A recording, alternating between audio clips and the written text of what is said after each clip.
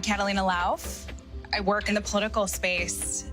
And I'm Madeline, and I'm the founder of Begin Health, a children's nutritional company. We grew up in a really small town outside of Chicago. Our mom's from Guatemala. Our dad's a small business owner from Chicago, and so we brought two different cultures together to create us.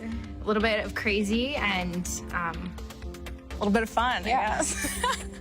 They taught us the values of hard work, liberty, to love this country unapologetically.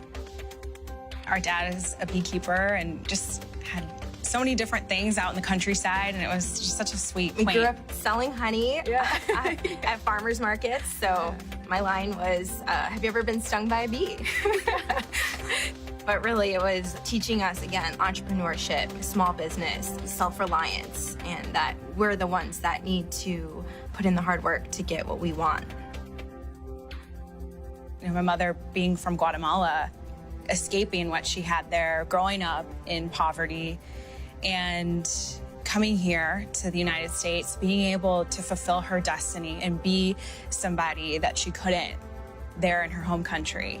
And they really instilled in us the sense of purpose, but also self-accountability, and that we had to strive to do the things that we wanted, and it was up to us to make those things happen. In America, there's no ceiling of opportunity. You know, you define your own destiny through personal responsibility, through hard work, through having a moral value system.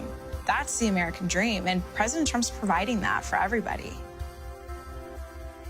Look at my business, Begin Health.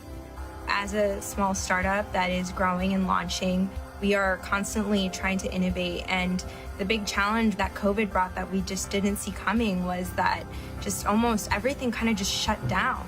And when you are a small startup and you have limited funding, and the funding is really only to kind of get you to that next milestone, we were really struggling. And so we were able to apply for a PPP loan, which really helped allow us to continue hiring and working and developing our products so that we could ultimately still launch.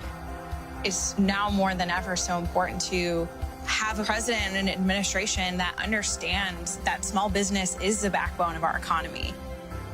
Tax Cuts and Jobs Act was huge. Manufacturing, deregulation, fair trade. These are things that affected real Americans. We have a champion in the Oval Office who has this business background. He actually understands the need for small businesses like my sisters to survive. We aren't the stereotypical conservative. I mean, we come from Hispanic descent, and we're millennial women, and that's not what the media wants. And so somebody like AOC, Alexandria Ocasio-Cortez, this far left, these women come out with these very, very destructive political ideologies that are trying to infiltrate millennials and the next generation. I've decided to step up and say, well, we need a counter voice to these women. There has been an assault on capitalism, just generally. And I think it's very scary to imagine a Biden world where the progressive wing ideas are starting to take front and center stage. You know, that will really choke the American economy. There will be over-regulation, over-taxation. It's very hard to innovate through those two things. And ultimately, what's really sad is the thought of, you know, making all of us dependent on the government, and we are not going to allow that. I've seen a lot of moderates, a lot of people now changing over because of everything that's been happening. This is a taste of Biden's America. I mean, the rioting, the crime, freedom is at stake now, and this is going to be the most important election of our lifetime. We want to preserve the America that our mother came here for.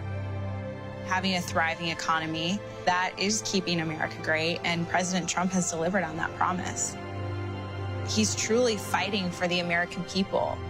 We're the greatest country in the world, period. On our worst day, we're still the greatest country in the world. And in order to preserve that, it's by putting America first, having a thriving economy, having happiness.